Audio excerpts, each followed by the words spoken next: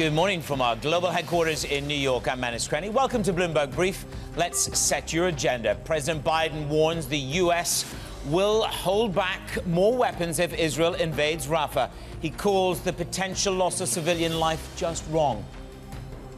Arm tumbles after giving a lackluster annual revenue forecast, raising concerns that the tech industry's AI spending spree may slow.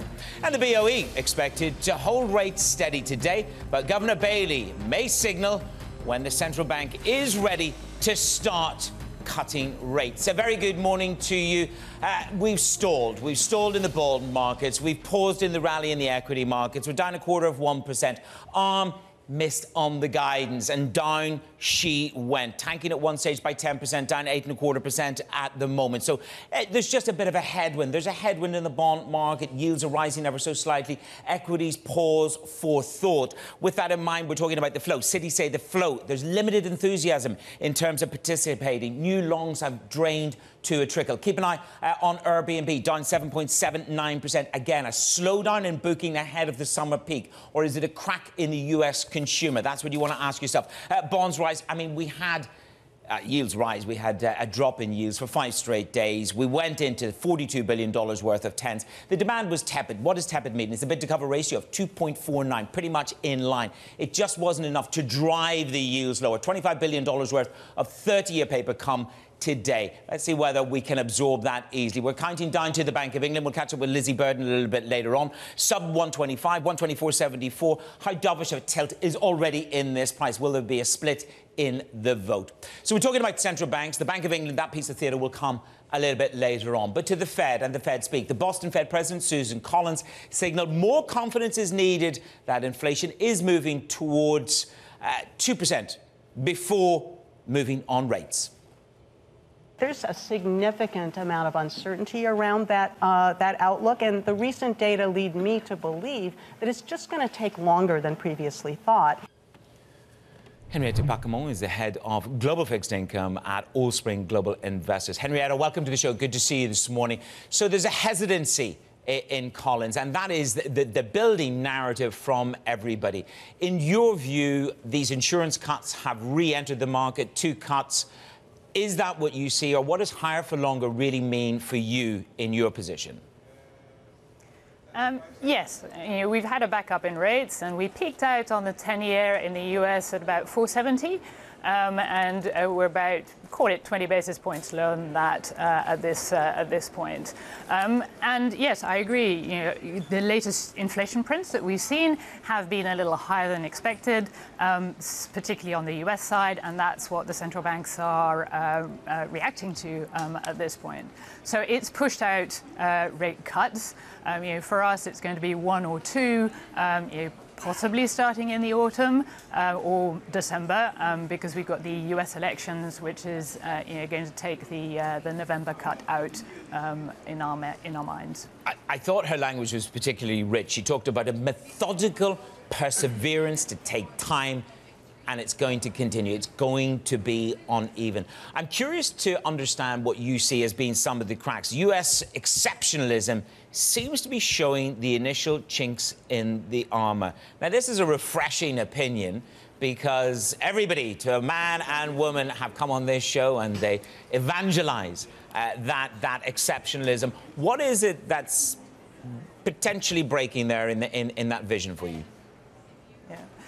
So it's been really interesting, really, in the last few weeks to sort of see a change in that sense. What we have had, towards the tail end of last year, and even the beginning of this year, is US data surprise to the upside. What we've seen in the last few weeks is actually US data surprise to the downside in a variety of areas. So, is it a slowdown, or is it more of a normalization of what we've seen in the US? Obviously, the US is the exception. The fiscal side has been tremendously generous there, and we've seen the impact there. But it just feels as if some of that may be turning. And conversely, if you look at European data, there we've had slightly more positive surprises, where the growth picture in Europe is certainly more lackluster. Well, certainly this imagery of divergence is taking hold, isn't it, between possibly 2 cuts in the US, but 3 cuts in Europe. And that divergence is manifest. How has that, I know that you've closed some of your tactical shorts here in the US, but talk to me about that divergence and how you're preparing. Are you preparing for that in a more significant way? Bank of England today, ECB, the estimate is 3 cuts, US 2 cuts. So divergence really does begin to settle. Yeah. So if you look back to the beginning of the year, we thought the markets had gone too far. So hence, we had some short positions on the rate side. So we have pared those back, given the moves that we've seen. However, what we have kept is diversification across interest rate environments. Why? Because we've got sort of slightly different trends playing out, both from an inflation and from a growth perspective globally. So we expect some of that divergence to help us from a risk return perspective in our portfolios. So like that diversification at this point in time. In terms of sequencing, yep. Oh, go for it. No, please jump. Go ahead. Finish the thought. Whereas last year there was more of a homogeneous sequencing between central banks, that has now changed. And from our perspective, the sequencing that we see now is ECB first, then Bank of England, then Fed, obviously later in the year.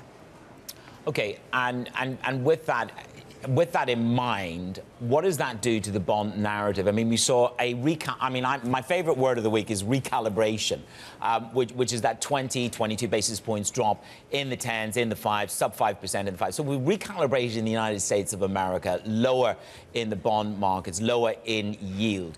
The Bank of England will come today. A lot of people are sort of saying sterling's already pricing in a dovish tilt.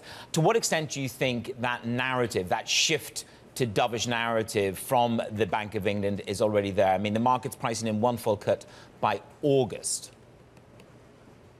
Yes, I think the markets have reacted to that, both on the bond side and the currency side. Obviously, sterling has come off its peaks late last year. And we think that makes sense.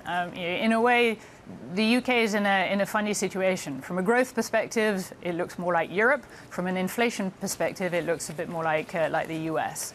So that's the kind of dynamic that the Bank of England is looking to deal with at this point in time.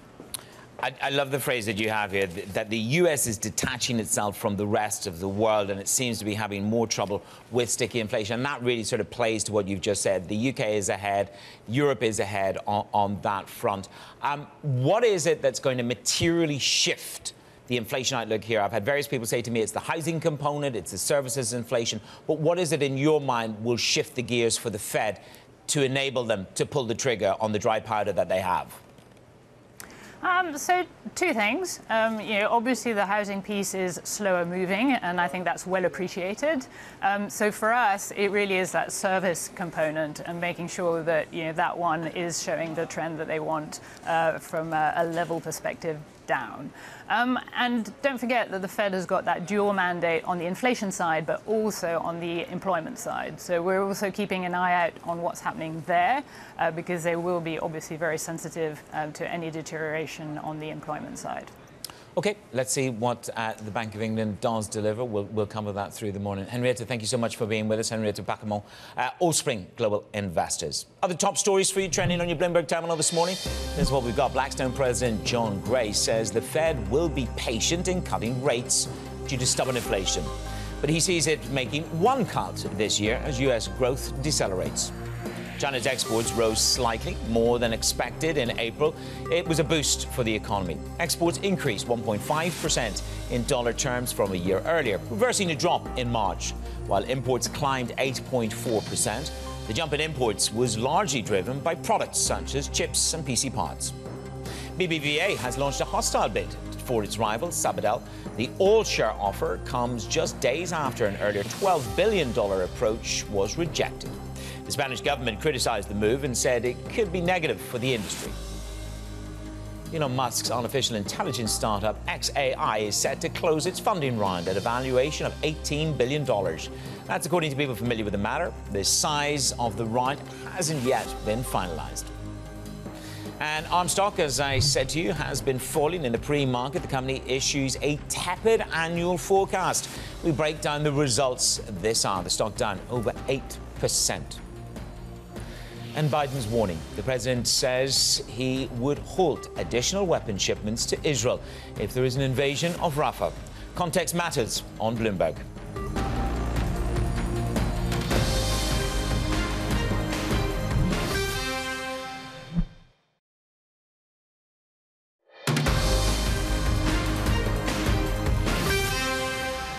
I made it clear that if they go into Rafah, they haven't gone into Rafah yet.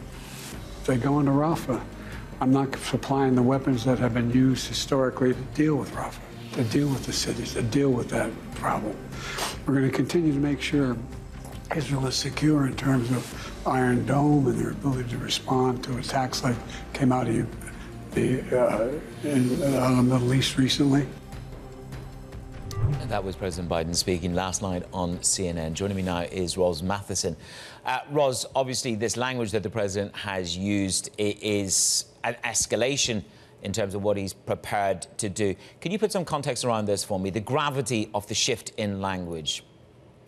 Well, certainly it's a big symbolic step from the US to block a shipment of weapons to Israel. You know, 70% of Israel's military imports come from the US, so they're a really key supplier. And the US, for the first time in a while, is saying, we don't want to send you a certain type of weapon because we're worried about where it's going to be used. Namely, would those heavy bombs be deployed by the Israeli military in the offensive in Rafah? And what the US seems to be doing is trying to divide a line between offensive weapons and defensive weapons. So you've got offensive weapons that could be used in a Rafah offensive, again, that area of high popularity density of civilians. And then you've got defensive weapons, which would be used for Israel to defend itself, particularly, again, its Iron Dome missile shield. And the US has been very clear it respects the right of Israel to defend itself. It also says it respects the right of Israel to move against Hamas and try and eradicate Hamas. So they're walking a bit of a line here. They're just trying to be very specific about certain kinds of weapons. For optic reasons, you don't want those heavy weapons being then used by the Israeli military in Rafah. But obviously, this is a step that either way is going to substantially increase the tension between Israel and the US over this decision. And it's interesting, of course, in the story in the Journal in March, Danny and I were looking at this on MSNBC.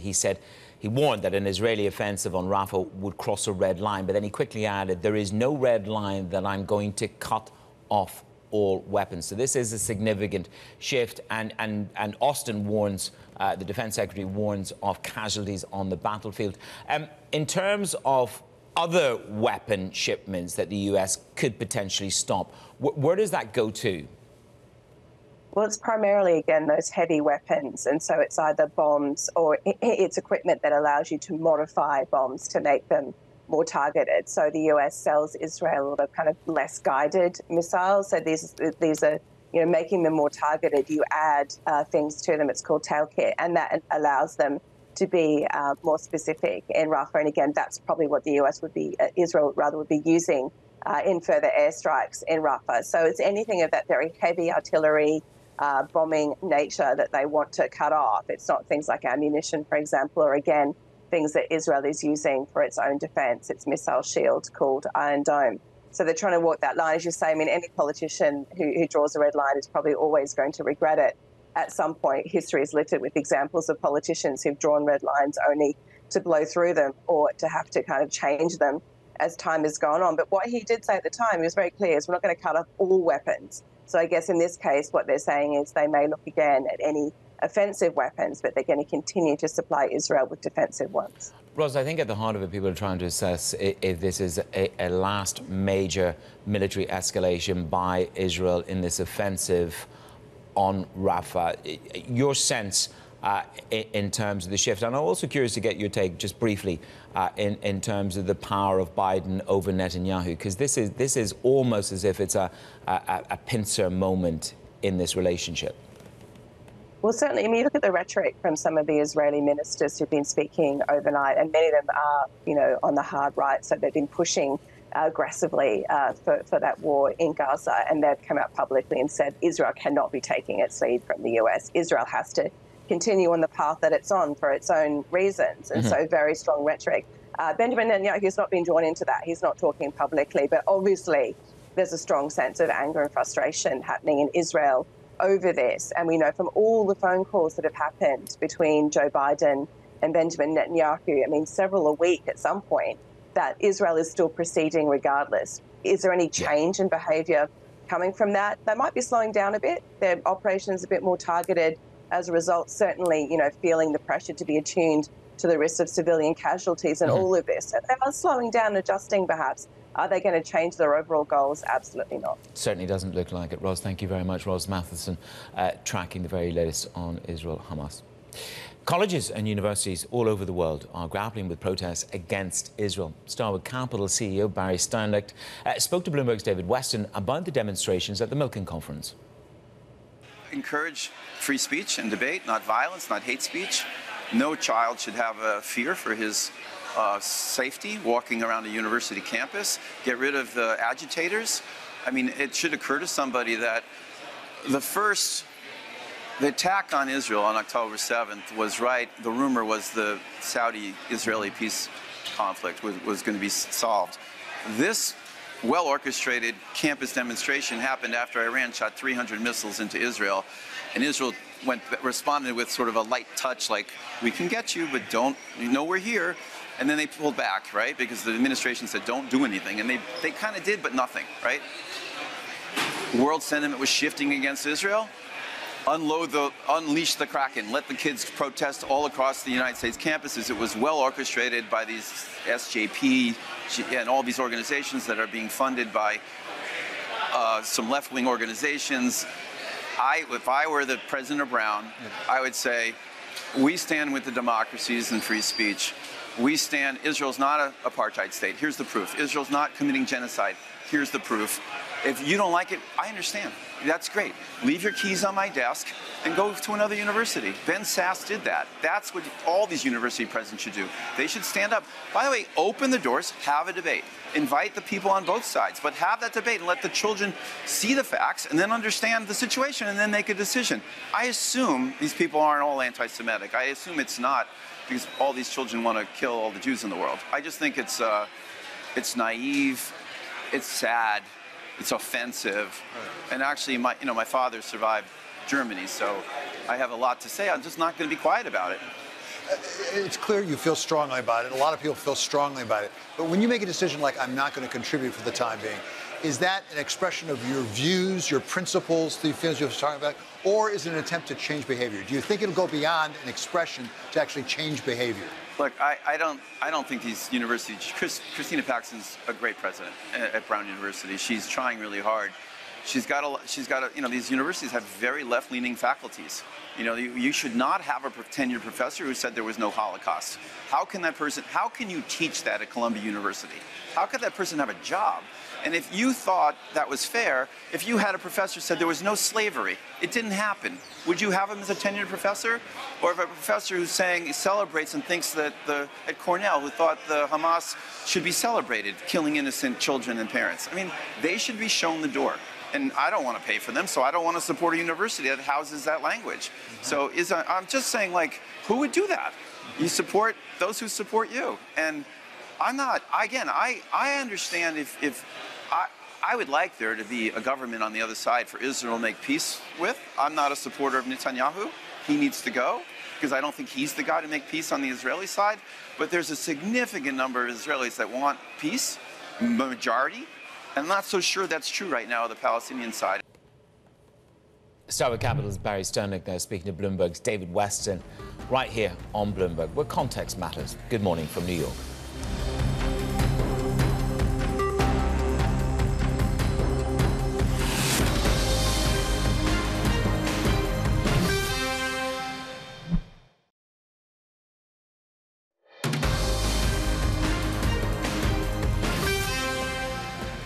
This is Bloomberg Brief. I'm Menace Crenny in New York. You'll see Danny Berger in about 30 minutes. She's joining the surveillance team. Let me get you up to speed with the front pages. These are the news headlines from around the world. First up, you've got the New York Times. President Biden proposing barriers to Chinese electric vehicles, steel and other goods. We're in full electioneering mode here. Advise fresh measures. The attempt is to protect manufacturing and the agenda. And warning against the surge of cheap Chinese imports. Next up, Mike Johnson survived an attempt to oust him. This was as House Speaker. Now, the House rejected Republican Congresswoman Marjorie Taylor Greene's bid to unseat Johnson. The vote ensures Johnson remains for now until after the November election. Leaning on your Democratic friends, how safe is that? Okay, Disney Plus. I mean, if you haven't had a bundle, here's a bundle for you. Disney Plus, Hulu and Max, yeah, you got it. They've sold, they will be sold in a new streaming bundle. It's going to start in the summer, as if you need another one on the telly. They announced this on Wednesday, and the pricing details, we'll get those a little bit later on. Viewers can access Disney, Warner Brothers movies and TV shows under one service. It's not that bad an option. Now, we're counting down to the Bank of England. We'll catch up with Lizzie Burton a little bit later on. She's outside Threadneedle Street. But this bond market is repricing. And maybe the UK bond market got slightly ahead of itself with that dovish tilt from the Bank of England a little bit earlier in the year. But yields are rising as we're counting down to a $25 billion worth of 30-year bonds, as there was a tepid demand for 10s yesterday.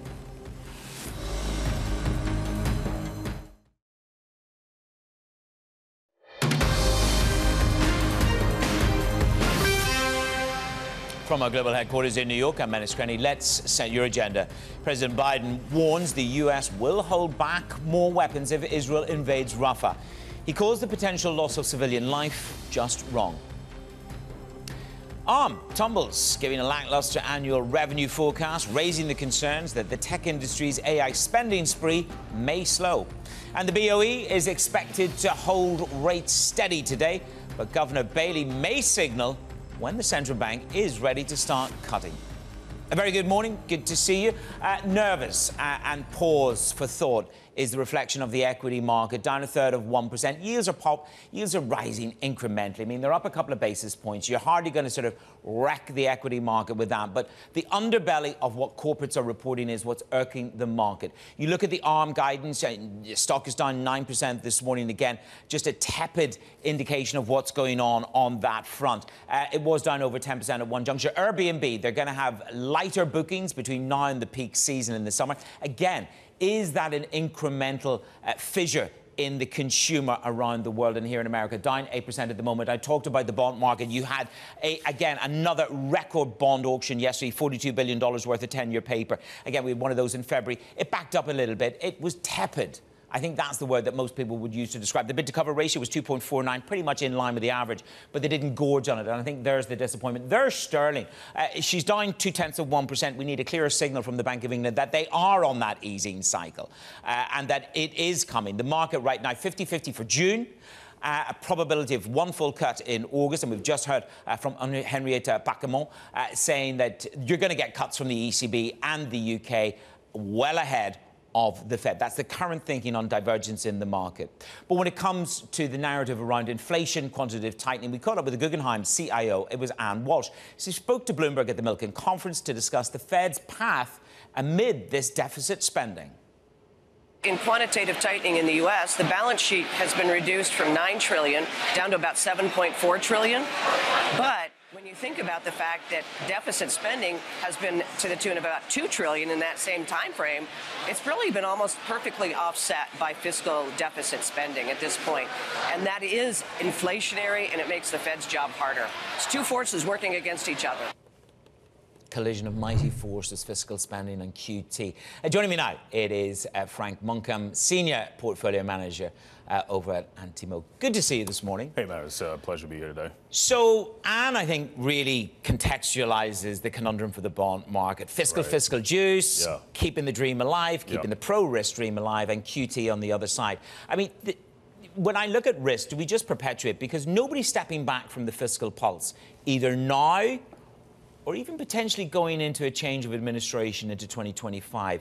We had a moment of where the bond market woke up last autumn and it worried about deficits, and we've just dispensed with it up until now. Are we still right to dispense with a concern about the fiscal situation?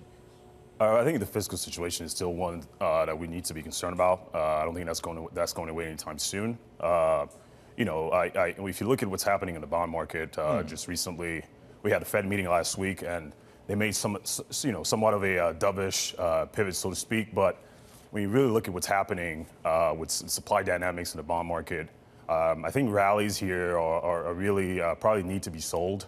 You know, the convexity to the bond market is probably to the upside in terms of when we see a reaction function to bearish data or even dovish rhetoric from the Fed, the bond market tends to rally really fast. And I think these rallies are probably need to be sold here because. Do you think we got a little bit too exuberant? I mean, the question, Danny and I, she's going to be on a little bit later. We're talking about term premium, and I go with your narrative. The question is, if I look at term premium, it bounced a little bit higher. It's come back. This is what we've got in term premium. My question would be, is there enough term premium, and you're a pro, so you tell me, is there enough term premium there to compensate you for those fiscal risks, for the sticky inflation and the higher for longer narrative? Yeah, I don't think there's enough term premium in the bond market. I think it's very likely that we revisit the upper end of the range on yields here, probably closer to 5%.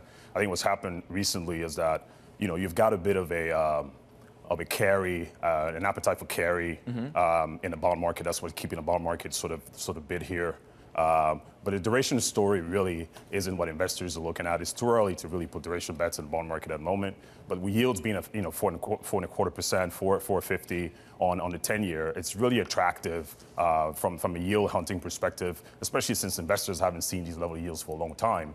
So the play here is more of a carry play than a duration play. But carry plays are never really sustainable when you have the kind of fiscal dynamics that we have in the U.S. So I suspect that as the market comes to grips that the Fed is not really ready to ease here. I mean, they did pivot a little bit, saying that shaving off the right tail of the policy distribution, saying that they're not going to be hiking. It doesn't mean that they're ready to be easing anytime soon. So I think when we have more clarity on that, going into the end of Q2 and Q3, I think we're probably going to revisit the high end of the range here on yields, probably close to 5%. Listen, I think Collins was very prescient last night. She talked about a methodical perseverance. So this is not a Fed for yielding. Now I want to get to your equities market. I mean, we've lightened up a little bit on this equity market. Yesterday we were battered by tech, really, weren't we? But this is your stance. Equities have yet to reprice the zero Fed cut scenario, which is your base case scenario. 60% of the equity returns since that dovish pivot in the fourth quarter of 2023, who can forget, has been attributed to valuations as opposed to earnings. Now, how impressed or unimpressed are you by the earnings? Look at Airbnb this morning. Look at ARM yesterday. Look at Intel yesterday. Yeah. Again, it's not blow-away demolition in earnings, but it's subpar. Yeah. And they were supposed to supplant. They were supposed to carry us through. Yeah. Have they? Will they?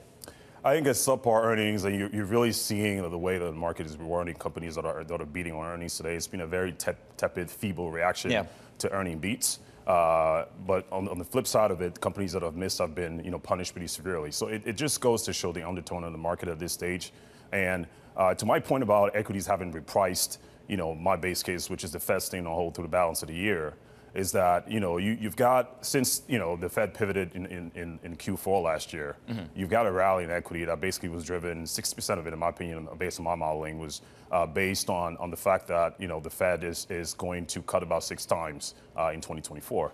So we've repriced that. The bond market has repriced it to some extent. Definitely the swaps market now has about 1.5 cuts for the balance of the year. But the equities market is yet to Are we living on a dream? We're living on a prayer in the market? But I think there's been a cocktail of bullish catalysts here recently with earnings season, and we got out of the Israel weekend where things were massively oversold, and getting to earnings season, buybacks, blackouts came off, and there was just a lot of just temporary tailwinds here for equities that kind of propped us up. But I think we're facing some resistance here around some moving averages, and once the market comes to grips that the Fed is not ready to hike, especially not ready to ease, especially as we see CPI next week, which is expected to be fairly hot, I think we'll probably retrace a little bit to the downside here towards the 200-day moving average on the S&P, which is around 4,800. So you've got a 4 to 5% drawdown in equities at that stage. I mean, yesterday's debate, it's interesting, yesterday's debate from a lot of guests was around the growth to value narrative. So if you're going for possibly zero cuts, that's probably your worst case scenario. A little bit of a slowdown. What does that do in terms of how you want to be positioned? This equity market could draw down by 4 to 5%. So do you want to be tactically short into this, or do you just want to pare back risk? Sure. So in terms of positioning, I mean, everyone try to stay away from such as, this radioactive word that is the S word, that is stagflation. Maybe you are not there, but we've seen some things that are similar to that. I mean, if you see the divergence between, inflation surprises and economic surprises, it's really getting pretty blatant here. And in terms of positioning, I just think that, the equities market is not necessarily going to turn all of a sudden bearish here. But I think a 4 to 5% correction from these levels to kind of reprice, the Fed, not cutting this year is probably the way to play it. And in the bond market, I think you just want to sell rallies, not necessarily want to be outright short, but, fade rallies here. And I think one of the trades that I find to be really attractive at the moment is commodity space, especially given the pullback that we've seen from gold, from oil. Positioning, especially in crude oil, seems to be a lot cleaner than it was, 2-3 weeks ago. Going into the, Do you think there's a potential re-entry into the commodity space on these minor drawdowns? I think so, and I think the thesis here will be slightly different. It's no longer, geopolitical risk premium that investors should be looking at, but it's more so kind of a reflation trade, an inflation hedge, and a carry play with raw yields being so attractive. How real is this stagflation risk? They're angry with me. I'm going over time here, but sure. I love a contrarian left tail call. Everybody else has got cloth ears about stagflation. You haven't. Well, I think stagflation is a pretty strong word, right? And there's a spectrum to that, right? I mean, You don't have to be necessarily in full-blown stagflation mode, yep. but it could be something that resembles that. And I think we're starting to see signs of that. And the way to position for that is to be, in my opinion, to be kind of, technically fading rates here.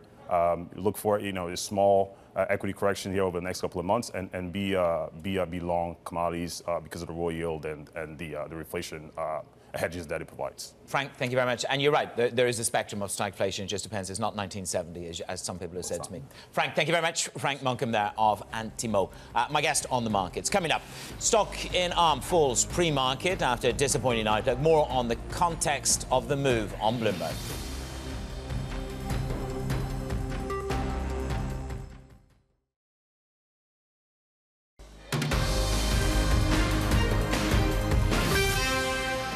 I think AI is overhyped in the short term and probably underestimated over the long term, like what it's going to bring. And I think that's probably true of a lot of breakthrough technologies. So I think we're seeing, because of the popularity of AI now in the last couple of years, lots of people trying to get into this space who maybe haven't thought about this as long as people like us who've been in it for decades. And I think we're going to see a sort of rationalization process happening. Well, the stock in ARM is extending this post-earnings decline. This is after the chip designer gave what's been described as a tepid forecast. And it comes after Palantir rides the AI enthusiasm with a boost in their outlook. Alex Webb is with me. Was this just a reaction, Alex, because so much bullishness was priced into ARM earlier in the spring, wasn't it? Yeah, we saw in their last set of earnings that actually the forecast was slightly better than the market was expecting, and we saw a huge, boost in the share price as a consequence. We've gradually seen, the price to earnings multiple come down a little bit. That's obviously as some of the estimates have been revised, but it's still been trading at a significant premium even to Nvidia, which of course is not doing too badly itself. And a lot of it is to do with the gauging of just how much exposure to AI ARM has. Now, it doesn't really have direct exposure per se, but as new data centers are kitted out with the chips from Nvidia, amongst others, they need some of the chipsets that are designed by ARM. What we're seeing here is that it's not quite as rosy as some had hoped. Do you think that reflects something about the CapEx, or not so much CapEx, but perhaps technology spend overall? Well, I think with ARM in particular, it's sometimes quite easy to forget that their main businesses are sort of for, mobile, for smartphones, and also for the internet of things and sort of heavy industry, like their chipsets go into factories and things, the things they design. Now, when those industries are having a problem, or at least not growing as quickly as people would like, then ARM feels that, and that is really the case here. They have a growing exposure to data centers. It isn't actually their core business just yet. Yeah, and there's a few other articles floating around about Mr. Hess's desire to get a little bit more expanded into the auto business at a delicate moment. Alex, thank you very much. Checking out the stock there under pressure. More on the earnings front. This is what we've got for you with Warner Brothers. They're set to report before the bell as it plans for additional cost cuts and price hikes. Never good news for the consumer on that front. Charlie Wells is with me. Charlie, good to see you. Is this going to be enough to turn the company's share price around? That's really what we want to know. Yeah, Manis, I mean, this is a share price that's been under pressure really since that merger between Warner and Discovery in 2022. The share price is down about 70% since that peak back in 2022. And look, that merger created a company that is now the parent of CNN, of HBO, of Warner Brothers Studios, but it's also a company that had $50 billion in debt. CEO David Zaslav has managed to slash that by $13 billion, which is pretty good.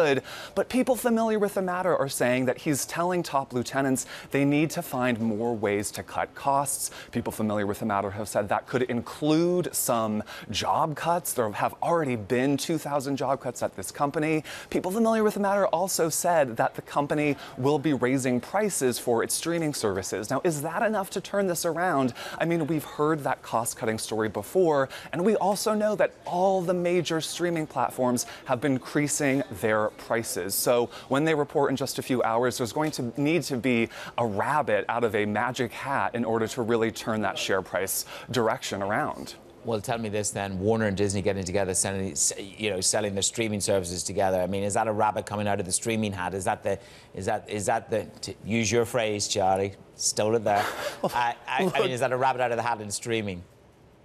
Look, I mean, this bundling is something that people have talked about for a long time. And I would just say once upon a time, there was something called cable television, and you could sit down and just go through high quality content without thinking about who was producing what. And so it's looking like some of these streamers are starting to realize, they're traditional media brands. They need to get into streaming, but they can't do it alone if they want to compete on the level and scale that Netflix has. I can't take any more icons on the telly. I know that I'm paying for a lot of them. I'm just too frightened to add it up. Charlie, thank you very much. Charlie Wells on the latest equity market stories. Let me just show you what's going on across these markets as we're counting down towards the next big bond auction, which is the 30-year government bond auction. Yields are ticking up ever so slightly. We're waiting for $25 billion worth of 30-year paper. Bloomberg Dollar Index up by an eighth of 1%, and equity markets just lighter on their feet this morning. Yesterday, it was the damage from Intel, Uber, and Tesla. This morning, it is Airbnb that is taking a punishing pre-market. Coming up, we're going to set you trading day right here on Bloomberg.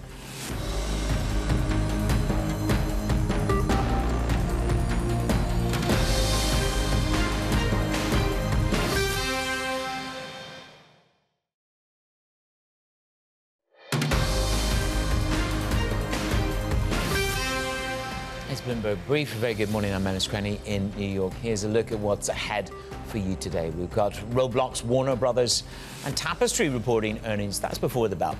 Throughout the day, we'll get interviews from Bloomberg Tech Conference in San Francisco, and the CEOs of Snap and Arm join us with a little bit more detail. Before all of that, it is the Bank of England announcing their rate decision at 7 a.m. Eastern. And the Bank of England is expected to keep rates unchanged at 5.25%. That is a 16-year high.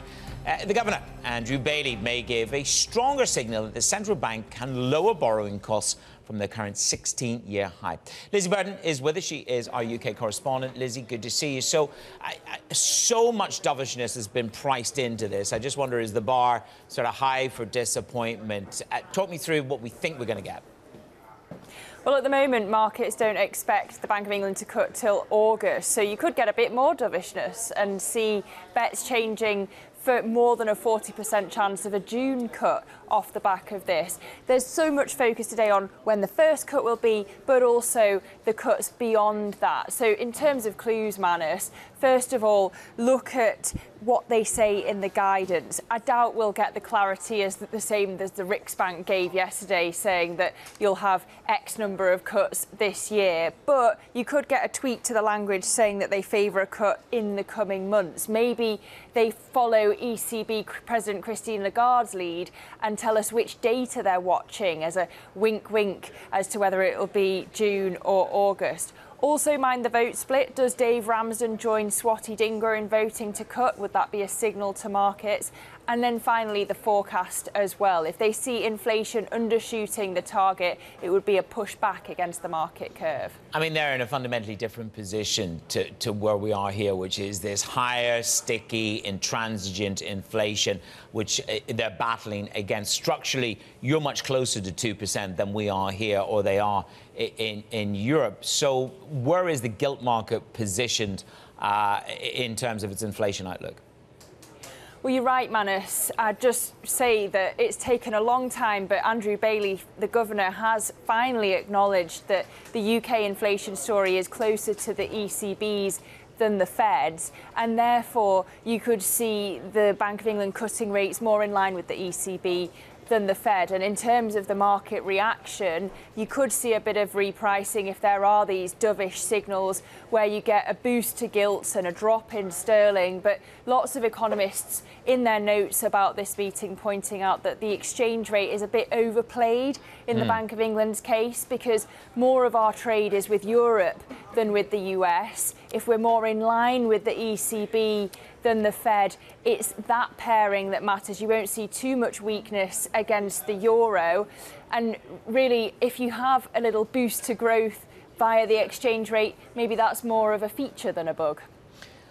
What role does politics play in the British narrative? I mean, we're in an election year. We don't quite know when that's going to be, but certainly the intimation has been that the current government, I think, to paraphrase, could do with a feel-good boost, to quote one of the politicians. Not just one politician, it was the Chancellor Jeremy Hunt himself, with an eye on a potential autumn election. Look, this is what the politicians in Downing Street want. Cuts as soon as possible, even if the Bank of England's independent.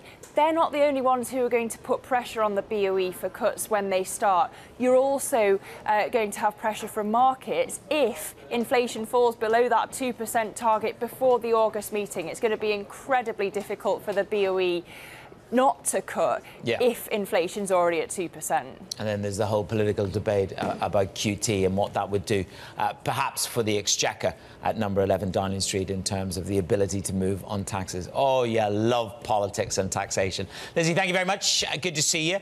And we look forward to the coverage there. And stay with Bloomberg for full coverage of the Bank of England decision, plus the interview with the governor himself. Andrew Bailey will sit down with Bloomberg a little bit later on. So we'll get the nuts and bolts of what he really thinks about the inflation trajectory, the propensity to cut rates, and clarity around any shift on the voting on the board. Snapshot of equity movers for you. This is what we've got for you. Airbnb, as we said, lackluster guidance in the second quarter, indicating that growth in travel spending might slow further before the peak in the summer kicks in. Robinhood Markets posted a second straight quarterly profit as higher interest rates and cryptocurrency trading fueled the growth. And then you have WBD. Warner Brothers up 3.33%. They're going to report before the bell.